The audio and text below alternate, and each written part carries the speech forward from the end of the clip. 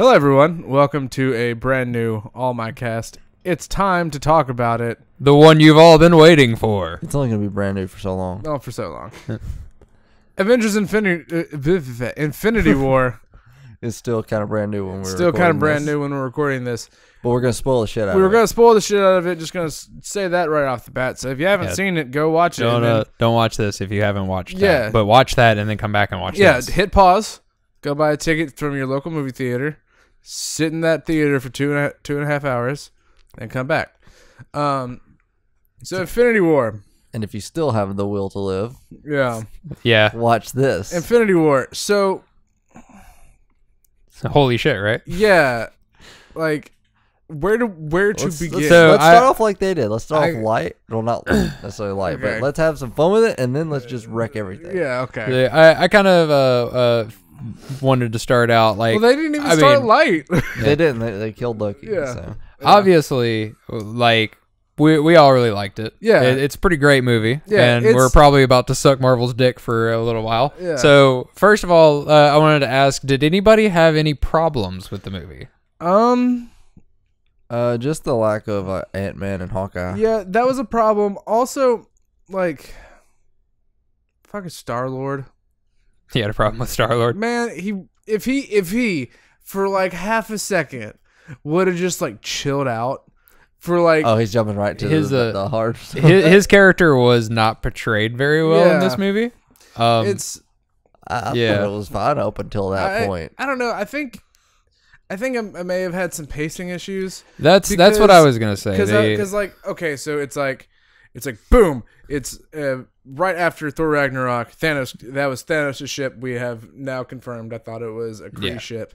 Thanos shows up, fucks shit up, gets the Tesseract. He already had the Power Stone, so now he's got the Space Stone as well. Okay, boom. Then he went somewhere else and immediately got the Reality Stone? Yeah. And then he just jumped. He's like bebopping around.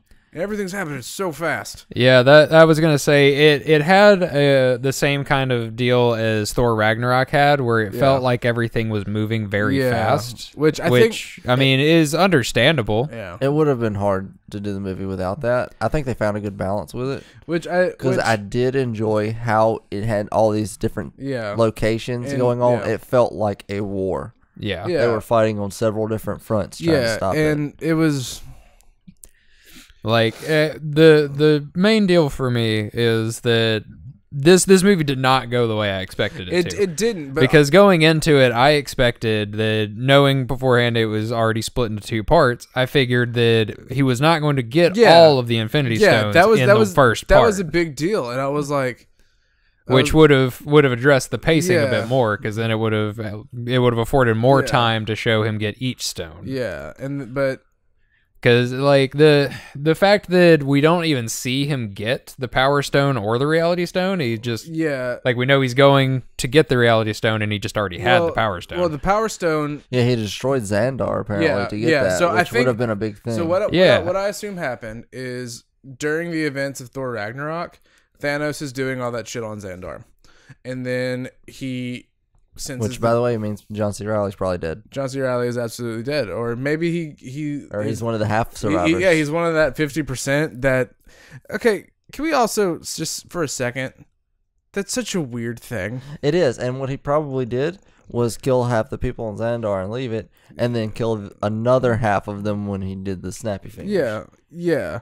So maybe he probably killed more Asgardians if they were still survivors after he attacked that shit. Well, maybe it just works to his will, and seeing as he's already halved those places, maybe it didn't affect those places. I don't think he has. I don't know that. So for those of y'all who've seen it, Thanos' plan is to collect all the Infinity Stones for some arbitrary reason. Well, not arbitrary. Like, he explains it as like, everything in the universe is finite, and if we keep expanding, then it's not going to be enough for everybody. So let's just cut the universe in half.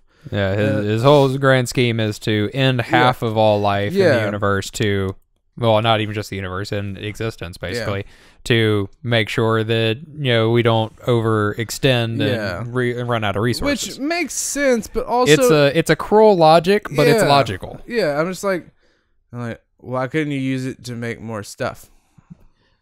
I mean, fair. That the might reality be stone could have done it because the universe is already like expanding. I mean, but the whole deal is like if you have all 6 Infinity Stones, then you can pretty much do whatever you fucking want. Yeah, I mean, if you boil it down, the reality stone could just make stuff, or you could use the time stone to reverse the stuff that's already been used. Yeah. Well, didn't we discuss, because whenever he used the reality stone in place, when he left that place, it kind of got undone. So well, I don't know if it's powerful enough to actually create, not by itself, no, create a permanent fixture. Well, yeah, not by itself, but when all 5 or all is it 5 or 6? 6. All 6 of the stones are together, then it's not just a like short area thing, because obviously he affected everything. Yeah. When he snapped his fingers. So I don't know, man. He made his plan out and he did it, and that's what happened. Yeah, because that's what the point of collecting all the stones is that when they're all together, they all supercharge each other. Yeah. So the effects are happening on a much grander scale. So I mean, if he has a fully powered reality stone, he can just alter reality on on any scale to whatever he wants, or reverse time or forward time on a scale of whatever he wants. Which, before we digress too much, I'll go back to the original point of what we thought the movie was going to be. Yeah. Because after it reached a certain point and they kind of like did the whole thing where we haven't titled the 4th movie yet. Yeah. I kind of expected, okay, well then this movie's going to focus on the entirety of getting the Infinity Stones. And he's probably, I thought he would beat them down. It might end there. That first act defeat where they have to then get stronger. Yeah. I thought that's how it was going to, I mean, it kind of did, but to a much larger scale than I thought. But I think they're at this point, I'm pretty sure they still haven't released the title of the next one. They haven't so far. But what I heard was that it's very spoilery for the first one. That's why they haven't done it. That makes sense. We'll probably see what their plan is. That's why they had to rush all that stuff in the one movie. Yeah. It's probably going to be something epic. Well, the good thing is we only have to wait a year. Yeah, it's a very short time frame. I was surprised. Well, they've been filming it already for a while. Even so, because I knew that there were going to be a couple more movies. I didn't know it was only 2 until after we saw Infinity War Part 1. Yeah. But I was like, so there's going to be a couple of movies in between the acts and everything. That takes a long time to film. I expected it was probably going to be like 2 years, maybe even 3 before we got to the next part. Seeing as we'd waited 10 to get to here. I thought that as well, but Marvel has also timelined this out. Probably kudos to them. They've done a lot of legwork. Yeah, probably more so than like we are privy to. Like they've probably planned out the next 5 years. So I'm sure. Yeah, but they kind of have to with projects like this because they're such large scale. You hear that, DC? You gotta plan.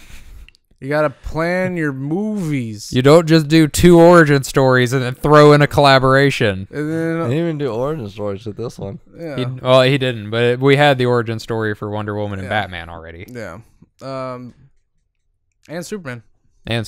But we didn't know. They did do a Superman one for this universe because it was Man of Steel. Yeah. But they didn't do an Aquaman or a Flash or Cyborg origin story, and it's like you're missing half of the origins here. Yeah, but you can't cram all that into one movie and the resolution. But you're missing the point that it's for the fans. Well, the fans hated it, so they should stop doing things for the fans. Apparently, Marvel just came out and killed half their heroes, and we still like them better. Yeah, right. Yeah, we counted before we started recording 16 major heroes. Major character deaths. All gone. Jesus. They need Jesus.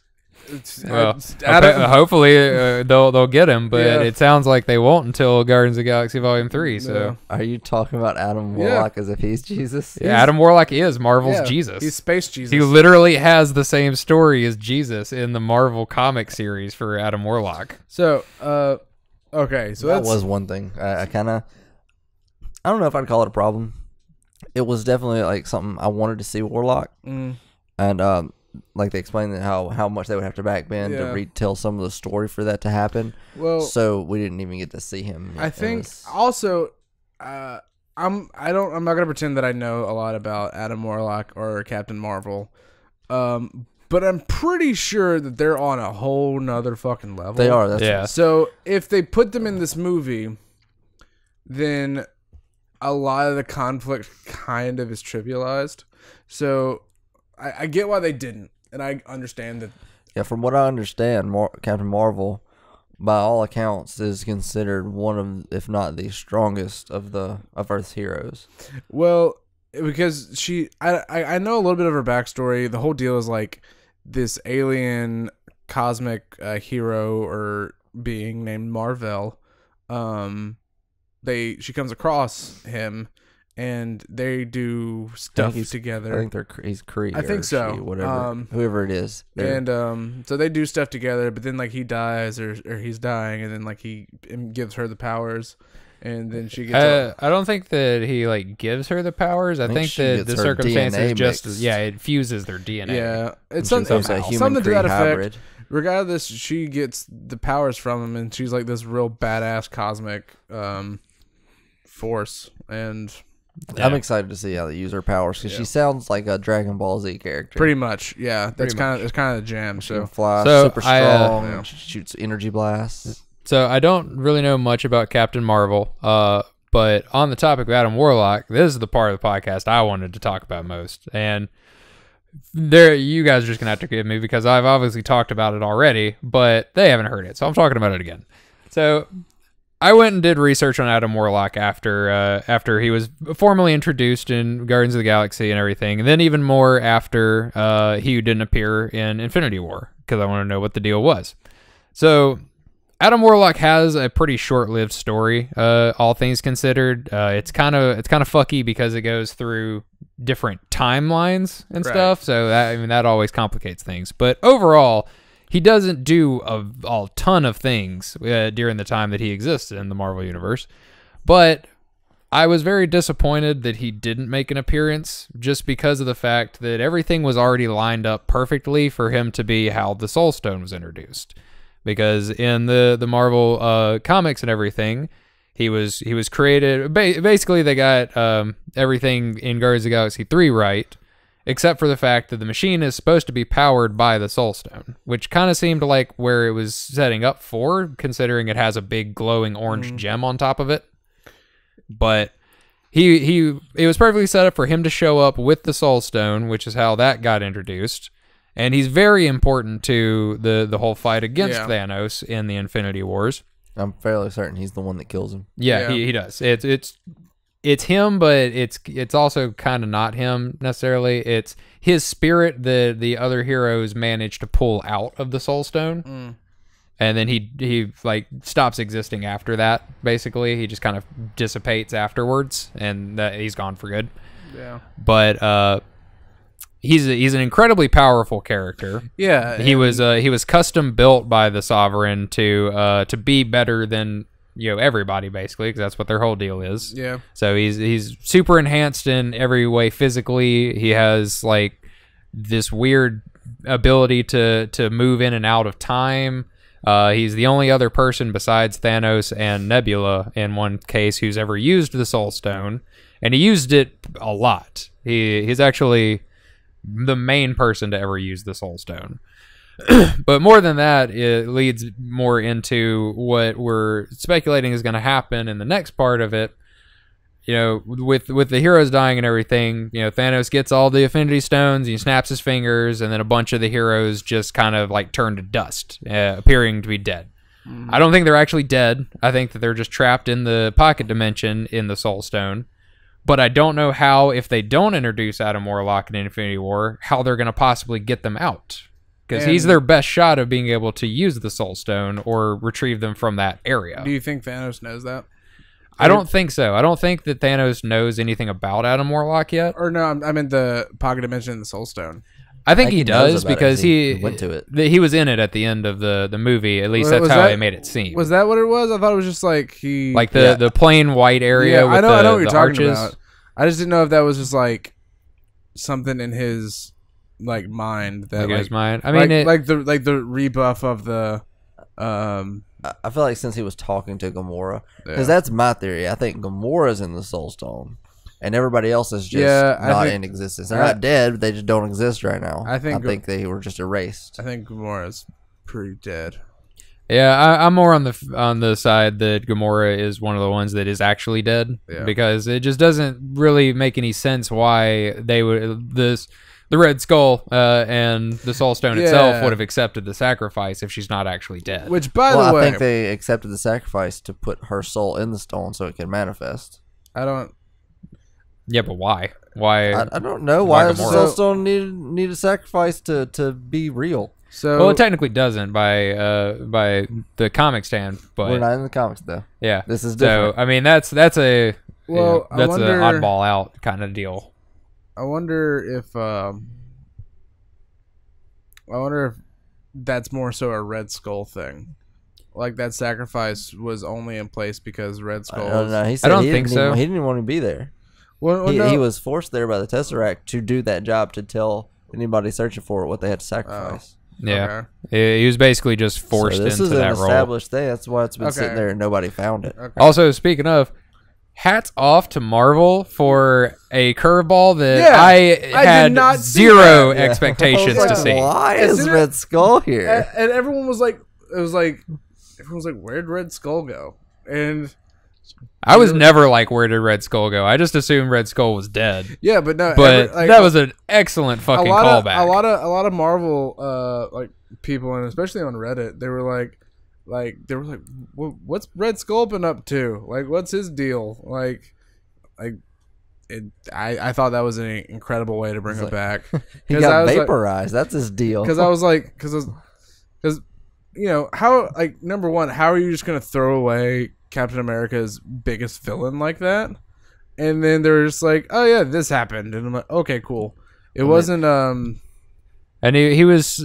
It's not just because of the fact that we already assumed that he was long gone and everything. It's also just because in the grand scheme of Infinity Wars and stuff, he's very inconsequential. No, he's like the last person I would have expected. It's not him, but like, you know, he's the Joker. He's Captain America's Joker, pretty much. It's like, yeah, kind of. Like he's always the one that he's having to fight, because, you know, if Captain America is Shield, then Red Skull's Hydra. Yeah,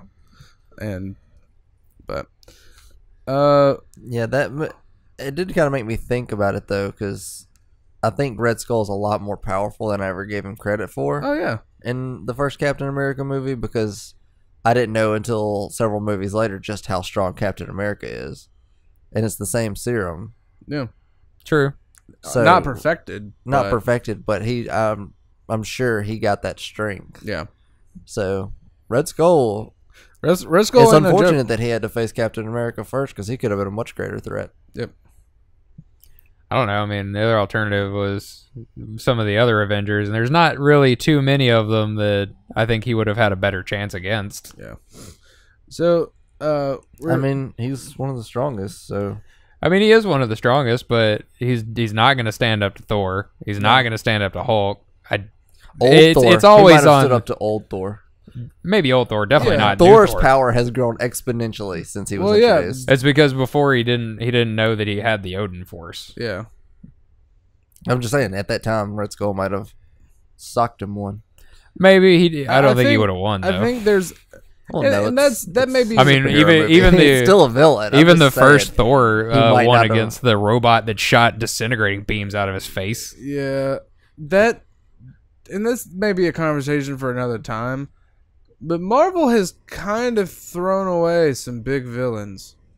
Like, what the fuck is the guy from the Edward Norton Hulk movie? Abomination. Why have they done Red Hulk? They've had the character that is the Red Hulk in like a lot of the movies. Red Skull was one. Yeah, I think it's mainly just because they don't know how to do a Hulk movie, so they definitely don't know how to do a movie that has two Hulks in it. Well, so you got those two, or Abomination, Red Skull, the fucking Mandarin. Like, the Mandarin's like fucking no joke. Like 10 rings, crazy magic. Like, he's meant to be a big deal. Yeah. Dormammu is another one. They haven't thrown him away. They kind of, unless like he could still be a threat in future Doctor Strange movies. He could be, because like there's like the whole deal about him beating Dormammu is like, it's like, hey, if you don't mess with Earth anymore, then I will break this loop. And he's like, okay, and then they broke the loop. So there's nothing that really is stopping him. Yeah, he could always come back and be like, I had my fingers crossed. It was like, you have hands? It's like somewhere in this dimension. I'm huge. Okay, so kind of got off on like this weird tangent, but like let's talk about the movie. Let's just kind of like let's just go down through the plot. So, fist fight with Hulk, man. That was I like the callback that they did, because like he's holding the Tesseract and we have a Hulk. Yeah, it's like, and Loki, knowing full well what the Hulk can do, is like, we have a Hulk, and Hulk just fucking. It had to be disappointing for him though. It's like, man, you did so much better when they said it to me, right? Yeah. Like, not only does Loki just fucking get wrecked initially. Yeah. It's like, not only does Hulk get wrecked after he spits all that shit. Yeah. But then Loki also just does some stupid shit and gets himself killed. Yeah. So Loki's straight up dead. Uses his worst, least thought out plan against the most powerful villain he's ever come up against. Yeah. So Loki's straight up dead. His windpipe got crushed. Hulk got teleported by Heimdall out of the way. Heimdall's dead. Thor. So okay, here's my thing. So Thanos came in, killed half his guys, right? That's what he says. It looked like they were all dead to me. Yeah, and then didn't like the ship explode? Half. Yeah, that's why. So then the rest of them are dead. That's not very good balance there, Thanos. Wasn't Valkyrie on that ship? Valkyrie is confirmed alive. How so? One of the Russo brothers said in they just said outside of It could be that whenever Thanos attacked and they realized just how bad everything was, that Heimdall might have did the same thing as he did with Hulk and just Bifrost them out of some out of there. Assuming that's the case, well, she was alive from that. We do not know if she's alive because of the snaps. Yeah. I think people are calling it the snap. Yeah. That's that. It's actually a lot of people. I didn't know because I've never read the Infinity War comics or anything. But that's actually pretty much frame for frame how it goes in the comic. That everybody's really happy about about how such a big moment was portrayed. Thor stabbed him and he snapped his fingers. I don't know if Thor stabbed him or whatever, but there's a iconic panel from Infinity Wars of when Thanos snaps his fingers. Yeah. So that's an established thing, and everybody that's like all about source material is real happy that they did it right. So this is sort of explained later in the film, but I wanted to talk about it now. Why do you guys have any theories as to why Banner can't do Hulk right now? I think that the Hulk's just scared from getting slapped senseless by Thanos. It's just fear. Well, would Hulk not know that if he just like continues to get angry, like his power just doesn't stop? Like, yeah, he technically doesn't have a limit to his strength, unlimited strength. But at the same time, also, this is the first time that Hulk has ever faced somebody who actually could hurt him. Yeah, so he's probably scared because he's just now, for the first time, actually facing the possibility that he could be killed. That's an interesting. And he did hurt him too. That fist fight, like. Thanos just whooped his ass very quickly. I didn't think about it because I've never thought, because I've always thought of the Hulk as kind of a mindless guy. Like he just goes in and beats shit up. Yeah. And like Thor Ragnarok kind of explored it with the Hulk actually being its own entity and like having emotions and thought. But I've never thought of it that way. It's just like big green dude, go smash. And then and that now that you say it, that does make a lot of sense because. Yeah, I think that's what it is. It's just that Hulk is actually faced with an option of mortality for the first time, and it scared him. Yeah. You know what? What'd be crazy is if Banner survived the snap, but the Hulk didn't. That would be crazy. But I don't know if there's any way they could possibly spin that I'll buy. Yeah, because. It just pulls the radiation out of him. Yeah, it just pulls the gamma rays out of him. I mean, technically, I guess if Thanos really wanted to, with all the Infinity Stones, he could use the Reality Stone to just make the Hulk not a thing. Yeah. Or use the Time Stone to just go back and stop Banner from being exposed to radiation. Yeah. So weird. That's a weird That would thing. fuck up a lot of shit, because then the Hulk wasn't around to stop Loki, and then everything goes fucky as soon as he shows up. Man, one of my theories about the end of this film, it didn't happen, but I think it would have been super funny if Thanos snapped his fingers and then it just started the Marvel universe over again. Like it just reverses back to Tony Stark being again. No, it's just like they don't even remake them, they just release the movies again like nothing happened. Or they just they release the exact same movie but label them like Iron Man post Infinity War. Yeah.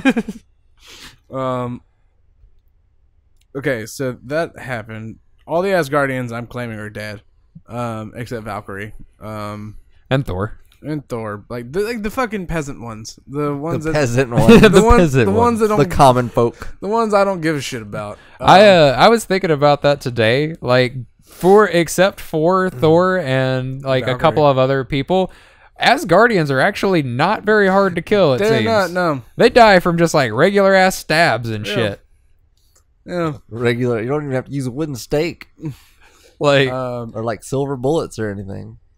So let's talk about the other characters. Iron Man, Tony Stark, that new nanotech suit.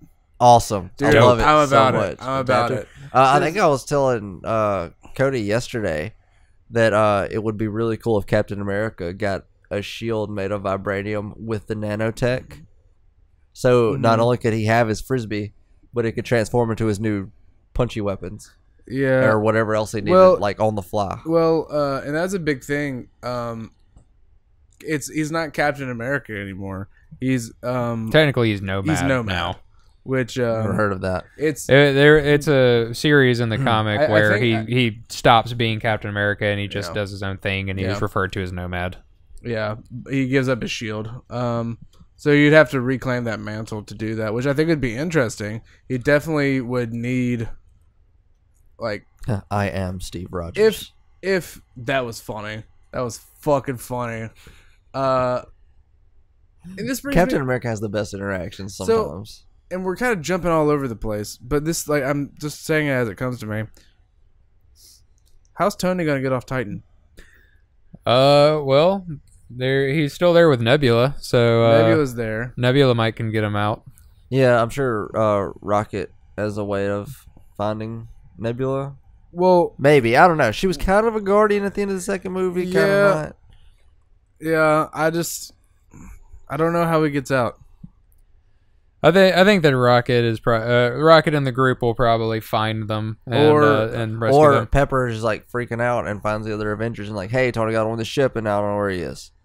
So they can go to Titan. The ships are there. So if Tony's a genius, he could figure that shit out real quick.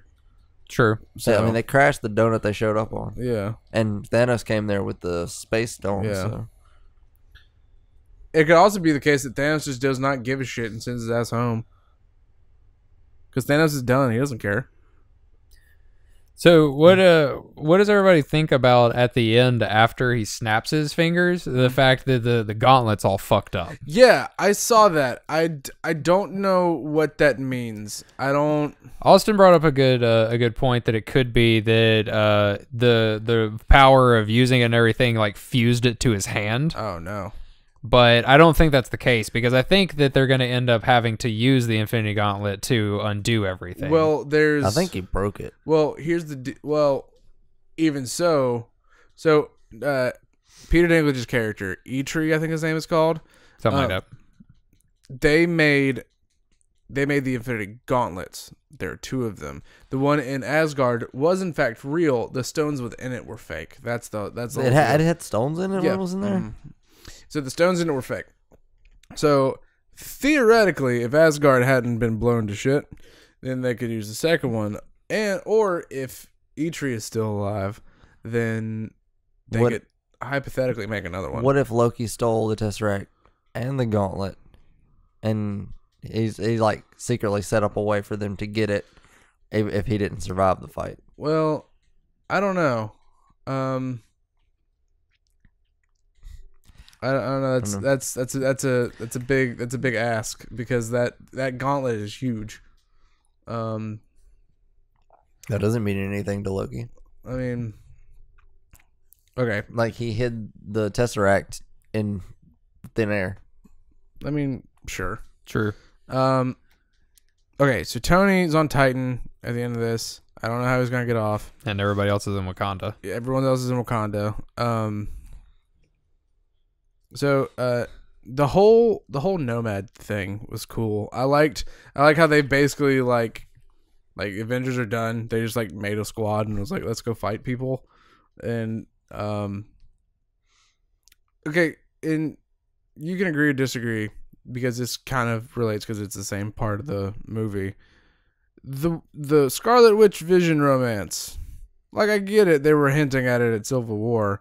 And that's a big thing in the comics. Yeah, it is. But I just feel like they kind of skipped a step. Yeah, like they hinted at it, and then it was just like balls deep in love. Yeah, which fair. Balls deep in love. Which fair. Yeah. I don't know how much time has passed between Civil War and this. They made it sound like it's been a couple of years. Yeah, because so, and this is the Marvel timeline's weird because like I know when shit's meant to happen, but like the actual years are wonky. Yeah. Because I think the big one's like Spider-Man Homecoming takes place like 10 years after the Avengers or something like that, or is meant to, or like 8 years, something like that. And then Tony has a line at the very beginning of this film. He's like, Bruce is talking about Thanos, and he's like, yeah, I know who he is. I've had him in my head for 6 years. And so does that mean between Age of Ultron and this it has only been 6 years? Well, he said he's had him in his head. It would be the first Avengers movie, not the second one. Well, because that was the one they said like that was him. We knew that, but I didn't know if because Tony had the Vision in Ultron. Yeah, the vision of him being on the rock and everybody dead. Yeah, yeah, but he was already having like crazy PTSD. He had from PTSD. The first, so it's still in his head. But I don't know because Tony went through that wormhole. Yeah, and he saw Thanos' army. Yeah, so I think that's when he got in his head. Okay, is that what they're talking Tony about? Went crazy with trying to make a bunch of suits. Yeah, and, I believe so because the Chitauri is Thanos' army. Yeah, right? It's his army. Yeah. But I'm just like, it's just wonky this timeline. Like, I get when everything's meant to happen, but like the years, I don't think they've. I don't know. It just kind of implied that the whole relationship between them was just implied. Yeah. And not Scarlet Witch. Black Widow was saying they had a deal. Yeah. Which sounds like Vision had a deal with Tony where he would go meet for so long, and Scarlet Witch was doing the same with Nomad Group. Yeah. Which Team Free Will. And this is and I kind of like maybe think of this. The character interactions in this movie were pretty A plus, because like specifically Star-Lord and Thor. Star-Lord, the Guardians and Thor was pretty great. The Guardians and Thor was great. I also Rocket and Bucky was one of my favorites. Bucky was cool. It's like I'm gonna get that arm. I also love at the very beginning, Doctor Strange and Tony. Yeah, because that was a good interaction. Because he's like. Are you seriously leaning on the cauldron of the cosmos? Tony doesn't know what to think. And he's like, did you seriously just say hitherto unforeseen or something like that? And he's like, are you seriously leaning on the cauldron of something or other? Yeah. But I just like the like when Spider-Man shows up, he's like, kid, that's the wizard. Go get him. I loved that he kept calling them wizards. Yeah. He's like, dude, you're embarrassing me in front of the wizards. That and Spider-Man and Doctor Strange's interaction. It's like, I'm Peter Parker. I'm Doctor Strange. Oh, we're using our fake names. Then I'm Spider-Man. I also love how they've made like this version of Peter Parker is definitely a child of the times, because he's like, oh man, have you seen that really old movie Aliens? That's the thing they started. In Civil War, yeah, for sure. Yeah. But I'm just like, I love that they've continued it, because Is Footloose still the best movie ever? It never was. He's like, what? I'm not from Earth. I'm from Missouri. It's on Earth, idiot.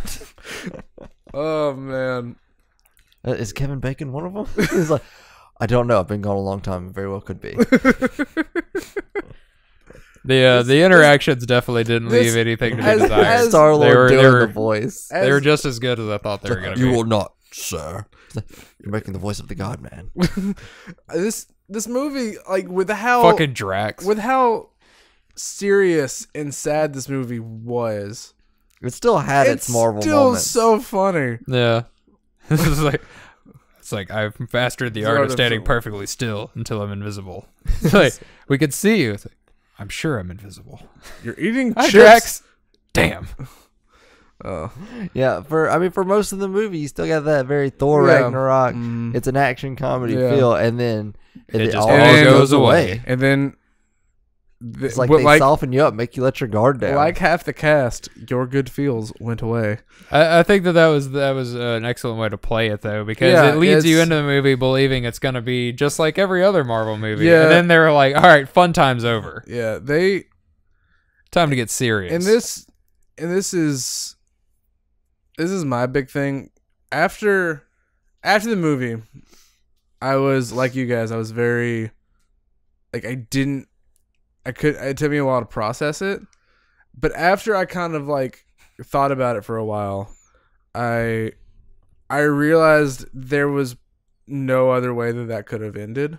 Yeah, because it's funny that watching this movie is as great as it is. It's very much like going through an actual traumatic experience. Yeah, it takes a while for everything to settle in, and then you're just like, then you reach that point of acceptance. You're like, okay. That's why I was glad it took a few days for us to do the podcast. I needed some time to let it all sink in. Because if we'd immediately done this, it would have just been us sitting around going, holy shit, right? Yeah. Like, holy shit. Because it's like we knew going in that this arc was gonna be 2 movies, and if they would have split it in half, just that they did the whole story, they split it in half, then we would just got boner teased. But if they beat Thanos, then what's the point of the second fucking movie? So and now we have this motivation, this sense of loss, this tragedy that sort of will propel us into the next movie, and so we can be like, how do we fix this? How do we resolve this? Honestly, in a perfect world for me, I think that it would have been better if they'd done a trilogy. See, I don't like first 2 movies getting the stones, and the end of the second movie being what the end of the first part is, and then the third movie, which is the resolution. I don't know. I think they I trust Marvel. I trust Marvel and Disney at this point enough to be like, they know what they're doing. Oh, absolutely. They'll make a great product because they've put out.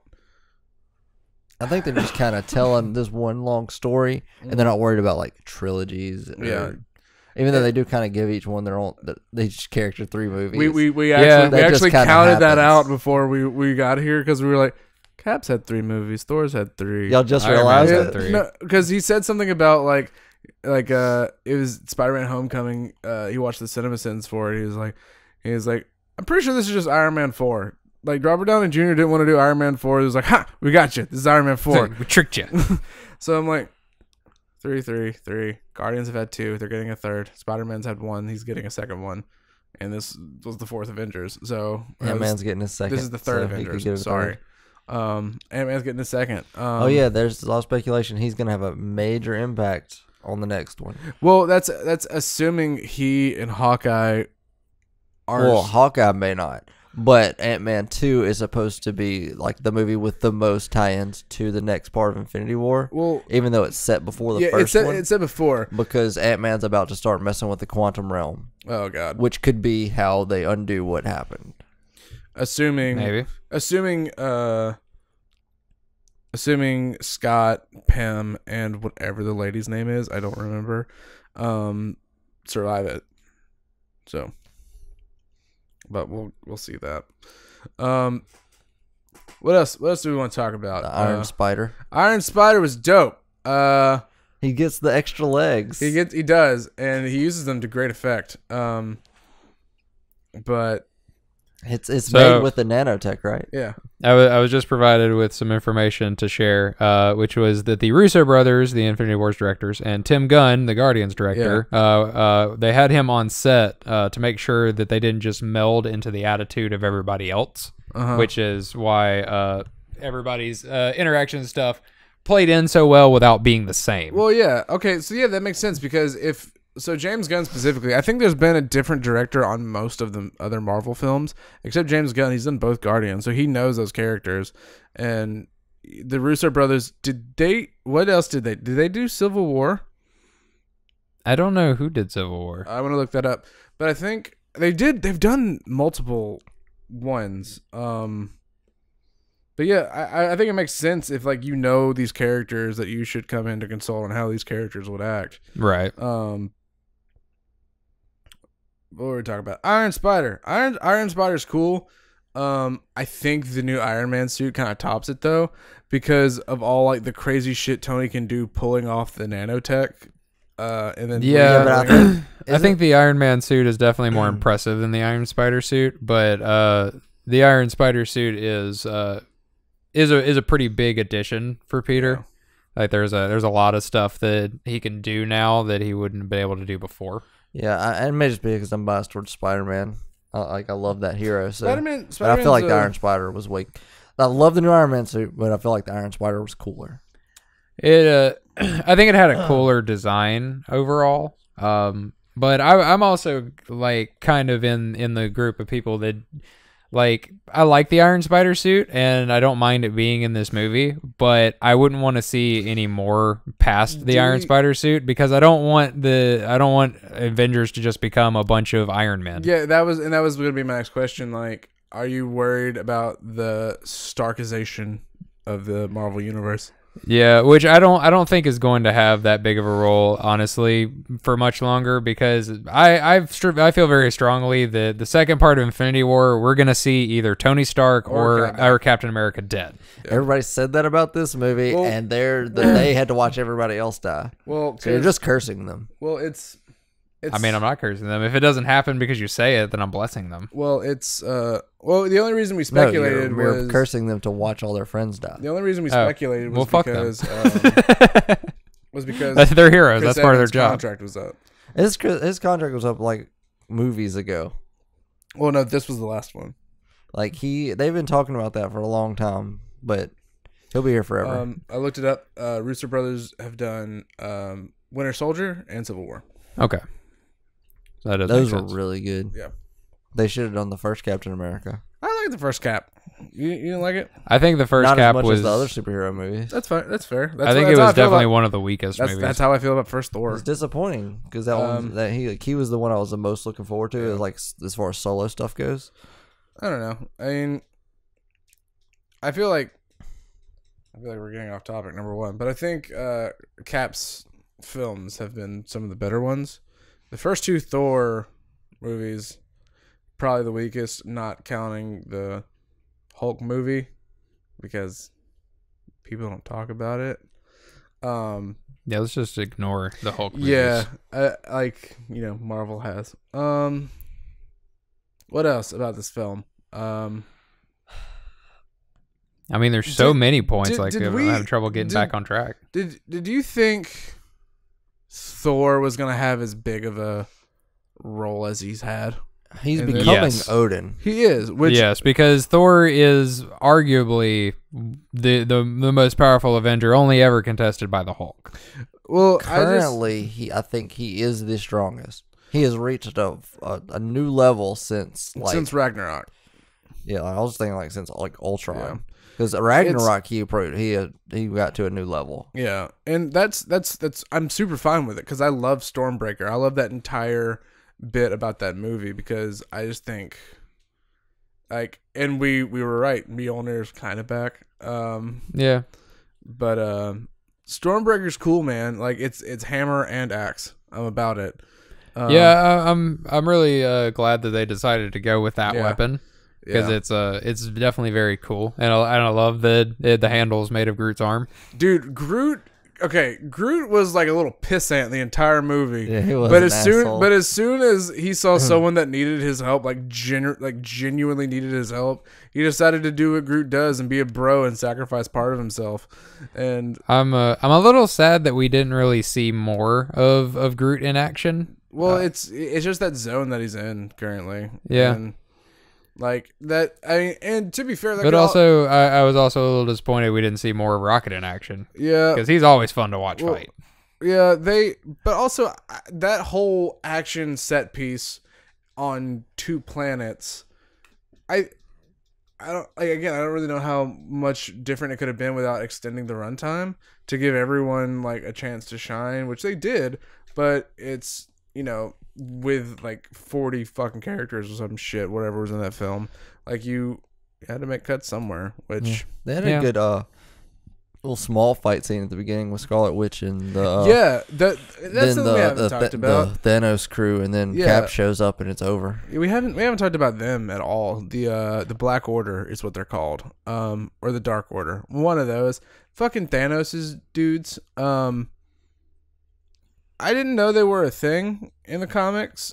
I didn't either. I kind of just thought it was going to be Thanos running around, which would have made Thanos all the more scarier. And I like the Data Crew. It gave them somebody they could beat. Yeah, absolutely. I think that they were very cool characters, and it was cool to see them in it. But it was kind of jarring to everything leading up to this. We've had a couple of glimpses of Thanos and everything, and there was just never any indication that these people existed. Yeah, and it was weird because and this goes back to that pacing issue we were talking about. They just kind of showed the fuck up. Like they did. They haven't been hinting at them much. No, they didn't. I do think that the Prophet dude that was part of that crew was really cool. The one that they sucked out into space. Yeah, the Maul. Yeah. Did they say his name in the? Yes. Okay, because I don't remember hearing it. I remember I watched a video. Thanos, when he shows up on Titan, he's like, "You killed them all." Oh. Yeah, but like each one. See, I thought he said you killed them all. Yeah, but each. I gotta look up to be sure, and I don't have a phone on me. Look up the Maul. Yeah. I'm almost positive that's what his name is. It's something Maul. If not, It may be something Maul, and he just shortened it. Let's get through all the. While he's looking that up, like, can we, like, just for a second, like, give Black Widow some credit, Ebony Maw. Just not giving a fuck about these people around her with superpowers. Oh yeah, ever. Yeah. She is always in the thick of it and winning fights. Yeah, especially just being like a really well trained regular human. I don't know why they can't give Hawkeye that amount of like.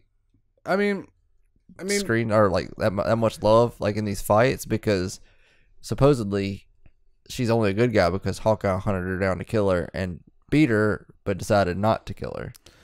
I mean, it's weird, right?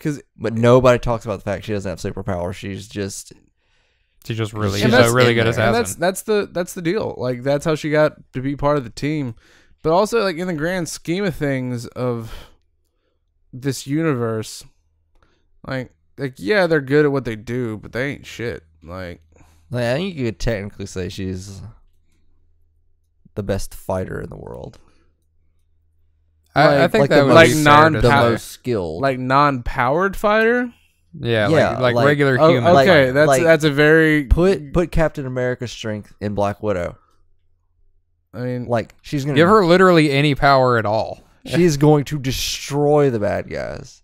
She is the next Thanos in that case. I just think it's cool. It's cool to see when she shows up and goes off. So his name is Ebony Maw. Ebony Maw. The other fucks, I don't know if they had names or if they cared, but I never heard them, nor do I care to learn them. As like how everyone kind of had their own deal. Like there was one of them was Nautilus. I guess that was the anchor guy that I was about to talk about. And then there was like weird elf lady.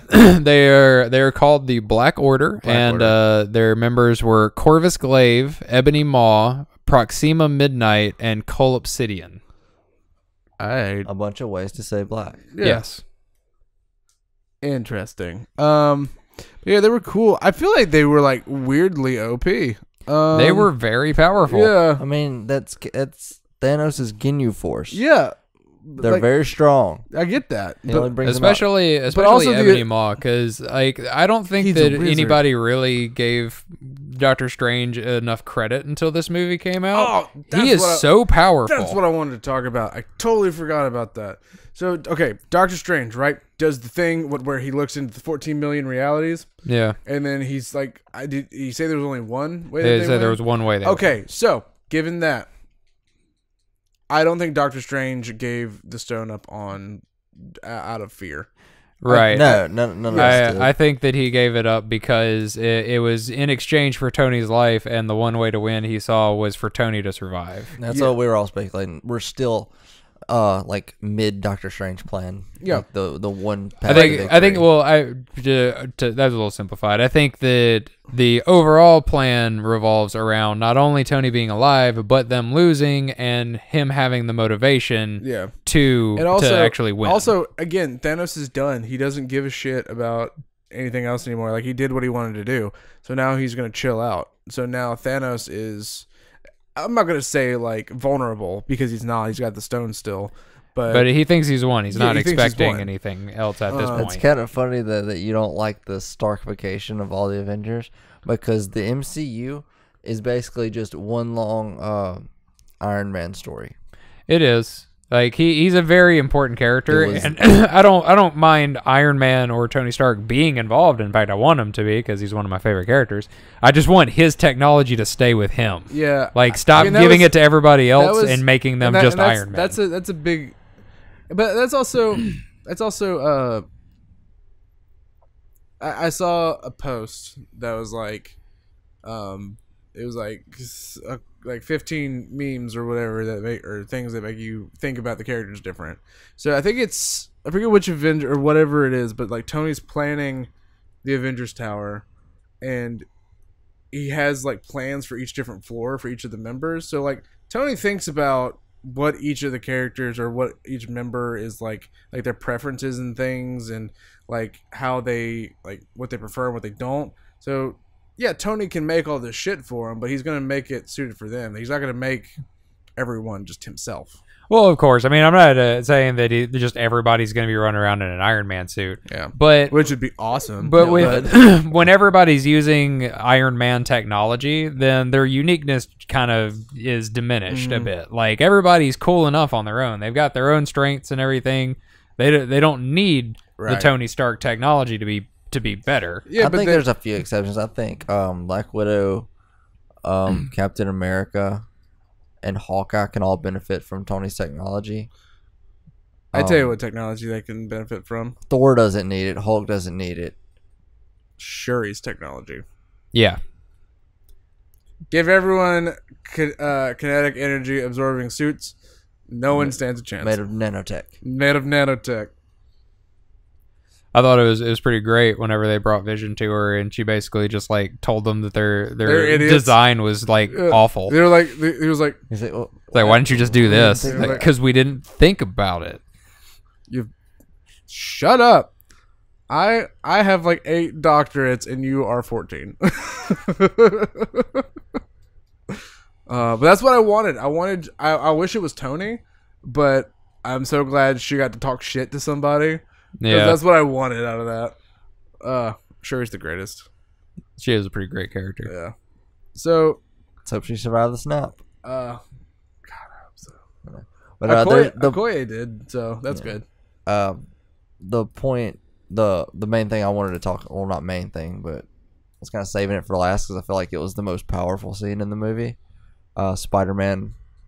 Oh yeah, I wanted to talk about Spider-Man's dissolving. I wanted to talk about my theory there. Yeah, that. So, like, if I had one wish, it would be that Tom Holland was a worse actor. Yeah, so I don't know if you were. That gave me nightmares. I don't know if you were awake whenever I posted this in the chat, but I actually posted earlier. That scene was completely improvised by him.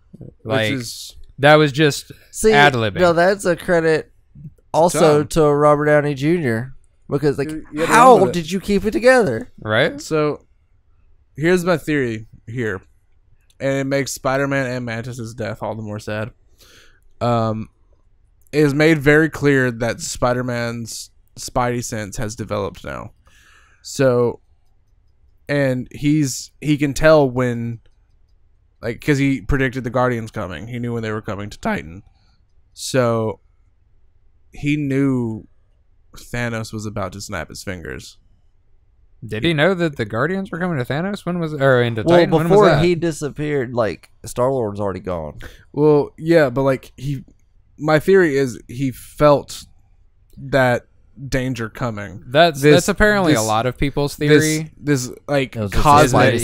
Why he got such a depressing end? Yeah, that his Spidey sense basically told him like you're about to die and there's nothing you can do about it. And then that's sad. But what also is worse is Mantis, because Mantis feels the emotion of like everything. But doesn't she have to be touching something to feel its emotions? I don't know. Yeah, I know she has to touch them to like make them go to sleep to affect them. But she can because she in Guardians 2, she wasn't touching Star-Lord, but like she was like there was that whole bit that like, oh, you're sexually attracted to Gamora, like that whole bit. No, I think she did touch him. I don't remember because she did. When they were at Ego's place and they were she was on the steps with Drax. She didn't get sad until she put her hand on his shoulder. I don't remember, but as far as the Spider-Man Spider Sense theory goes, a lot of people are thinking that, but there's also a number of people that are saying that can't be the case because that's not the way the Spider Sense works. The Spider Sense doesn't it's not a precognitive thing. It's just a hypersensory thing to where like he can feel incoming movements and things like that. Well, I mean, they went off when the ship showed up. Huh? They went off when the ship showed up. I thought that could also be he feels the disturbance of the air of the ship showing up. It's always been described as like he can sense incoming danger. The actual explanation for what the Spider Sense is that it works the same way as it's not technically a sense. It's the fact that I can't remember what the actual word for it is, but spiders have this thing where they have nerve endings at the base of all of their hairs. And so any disturbance in like nearby like the ground or in the air and things like that, they can feel it affecting the hairs on them, and so they can tell that things are happening around them. Which would be a movement-based thing and not like a sensory thing. That's still a sensory thing. I mean, it's a sensory thing, but it's a feel. Like you physically feel it. It's not a psychic thing. Well, then also, exactly, it's not a supernatural thing. Then you could also explain it as like it's also this cosmic force sweeping throughout everything. It could also just be an anxiety thing. Like maybe part of him started to go away, and like he knew what was happening. He saw them, and he just freaks out because he's still that kid. He's still just a teenager, the one that was freaking out because he did the same thing in Homecoming when he was buried. Like just these crazy powerful scenes of like a kid that's scared. Yeah, it puts it back into reference that he's not just a superhero. Like he's an actual kid. Like those scenes get me every time because I just want to help 17, him. Yeah, I was like, I'll dig you out, Spider-Man. So I don't know. I'm still kind of on that train of like he knew it was coming. I think that he probably did know it was coming, but it just may not have been Spider. I don't think it was because of his Spider Sense. Well, all right. So because also this is the first time that his Spider Sense has shown up. Yeah. So let's break everyone's hearts. Let's in memoriam. Marvel superheroes. Yeah. Loki, he ain't coming back. At least not through his normal means. Dude's trait got crushed. Start out with the ones that died before the snap. Heimdall, I'm pretty.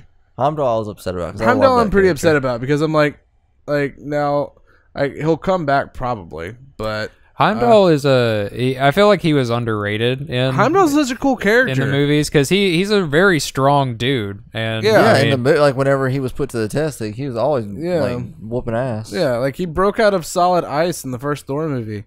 He got froze and then he was like, "No, I'm not." I mean, for the longest time until just now, he was the only person that wielded a weapon strong enough to use the Bifrost. Yeah. Well, no, Odin could. Well, Odin could, but no, he didn't. Yeah, Heimdall was the only one that actually operated the Bifrost. Well, yeah, but they used. Loki did too. He used it in Thor 1. Yeah, because of the weapon. Yeah.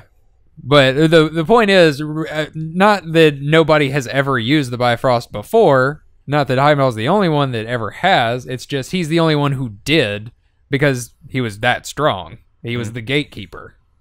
Well, so Heimdall, rip. Also, I feel bad for Idris Elba because he said before that he wanted a bigger role in the Marvel universe. He may get one. They may bring him back as a different hero. What if Adam Warlock has a soul or something? I doubt it. I mean, he got stabbed in the chest. He wasn't killed by the Soul Stone. Rip Gamora. I was trying to go in order. As am I. Where they're happening. So Gamora got thrown off a really, really high cliff, like thousands of feet. Her bones and internal organs are crushed as shit. Like super high. Super dead. Vision. Rip Vision. Like Vision's not coming back. At least not that Vision. No. See, actually, Matt I was talking to Matt about it today because he just went and saw it, and he brought up a point I hadn't really considered before. Was whenever they broke into the room that he was being worked on and everything, like she stopped the process and all. Matt thinks that she actually was finished getting his consciousness and everything, and just had to abruptly stop. They may be able to bring. I don't think Vision back. I don't think they were getting his consciousness. I think they were trying to separate it. They were trying to separate the stone from his body, not downloading his consciousness. Well, I wonder if she did. He was still going to have that body. She still could have. She could have. I just don't think that's what they were. There's probably a lot more about it, but I don't personally. I don't think Vision's coming back, but I'm not gonna roll it out that as a possibility. So Paul Bettany, Vision, rip. And that's all. Then we get to the poof. Then we all get to the poofs. So and try to go in order from the poof because it started out with Bucky, didn't it? Yes, started off with Bucky. Man, rip people who are like sexually attracted to the Winter Soldier, man, because they had to watch him die twice. Anybody who's attracted to Vision had to do the same thing. He died at in Captain America 1, and then he came back. Yeah, well, Vision died twice, and right in front of the Scarlet Witch, which is why when she back to back when she went to when she got dusted, I was actually relieved because I didn't want her to sit there and suffer like that. No. So, Bucky Barnes, dead. For Black real Panther. this time. Yeah. Here's how I know they're going to come back, right? Because they're not going to take T'Challa and Black Panther, who made, like, billions of dollars, and just toss him away like that. Well, no. we know for sure that people are coming back just because of the fact that Spider-Man Homecoming 2 comes out after. As does Guardians 3, which I read a thing that's meant to be more Gamora specific. And I was like, how? Yeah, so we know for sure some people are coming back. I don't think everybody is. Okay, we got Sam. Did we say Sam? No, Sam. Falcon. Sam the Falcon. You know what? He didn't really hit me. Like I like Falcon. It hit me because Captain America's my favorite, and they're like best friends. Yeah, so they're buds. I get it that Captain America's losing all these buds, but like Falcon was never a big player for Falcon, me. So he's cool. He's kind of like Black Widow, no powers, but like he's gonna get in there. Yeah, and get his hands dirty. Like he did a couple of Falcon swoops in this movie that I thought were a little reckless on his part. I'm like, you are a human being. You go fight the little guys. Yeah. You're gonna die, and I don't want that to happen. Teenage Groot got me. Yep. Yeah. Teenage Groot, after he's been such a bro. It was Groot, Star-Lord, Mantis, Drax, Mantis. Pretty much every Guardian except for Rocket and Nebula. Doctor Strange. Spider-Man, obviously. Spider-Man. You said Doctor Strange. We started getting out of order, so now I'm lost. Yeah, I'm just trying to... Scarlet Witch, which we mentioned. Is that Nick Fury? Nick Fury and Maria Hill. If you stayed to watch the end credit scene, which by now you should have. If not, then you're dumb anyway. And which brings me to my favorite point. They've confirmed Captain Marvel for the next part, and I'm So hyped I've about been it. hyped on her for a little while now. Because I'm really excited to see. Because I got excited when she was in Marvel vs. Capcom Infinite because I was like, I'm gonna learn how to play you, and then I love her. I didn't really know much about her until this. It's made me want to like go research her and find out she was like in what she's death battle. about. She was in a death battle that I watched, and I learned some stuff about her. She went up against Android 18 and got her ass whooped. But that's a different story. But yeah, I'm excited to see where this goes. Infinity War is a great film, man. Like, say what you will about how sad it is. I don't think it could have been done any other way after seeing it. Oh, you know, I don't even think it should have been done any other way. I think that this is perfectly how that movie should have gone. It's just not what I expected at all. No, it's not. And I'm just ready to see where we go. I was like, all right, we're gonna see Thanos get a couple of Infinity Stones, get building up to the action shit, and now everybody's dead. Oh wow, he got all of them. He got all the Infinity Stones and finished his plan. All right. Sure, yeah. And then he found a little shack. I'm guessing was still on Earth. It looked like it was in the Himalayas. He was watching the sunrise. Well, like he said he was going to do. Yeah. On a grateful universe. On a grateful universe. I don't think the universe is very grateful. Which I doubt in his head it is. Well, yeah, but Thanos is also a little. He's a little hoo-hoo. Yeah, he's. I mean, he is the Mad Titan. Systematically replaced part by part of one of his daughters. Yeah. So. Daughters. It's kind of messed up. Yeah. He also kidnapped those daughters. Yeah, it's true. Yeah. Why does he love Gamora and not Nebula? Because green. She fails him. She's green. Because she's green? Yep. He's like, Nebula's blue, and that's a little too close to purple. Yeah. That's my thing. That's my thing. It wasn't even that she failed him. I'm just Grimace. Lost to Gamora in fights. Yeah, that's the deal. Like Gamora always won. Like so, which you know, that was really sad. That scene with young Gamora, and like he just straight up exterminated that planet. Anyway, we've been going for a while. Do we have anything else to say about this film? If you haven't seen it, I don't know why you watched this, but go watch it. Go do that. It's great. If you have watched it, go watch it again. We may go see it again right now. Like, comment, and subscribe, and talk to us about Infinity War. We're recording this in the theater, so please be quiet. Yeah. Silence your cell phones. Pass me the popcorn. Hey, come talk to us about Infinity War. Yeah, I will talk to anybody about Infinity War for however long you want. We kind of got out of order. We usually have it's a little more structured, but this movie was a roller coaster, and so was the podcast. Yeah. So subscribe if you want to see more of these, because we tend to do them on all the Marvel movies. Yeah, we need to branch out because we are. It's just that's all the major things that have been happening lately. Because DC fans are gonna like see this and use Marvel. Well, we meant to do one on Justice League, but then none of us wanted to watch it. Oh, I saw it. That movie was Garbo. Quick podcast on that. It's bad. Don't see it. Steppenwolf is dumb. They undid everything cool about Wonder Woman. Flash is bad.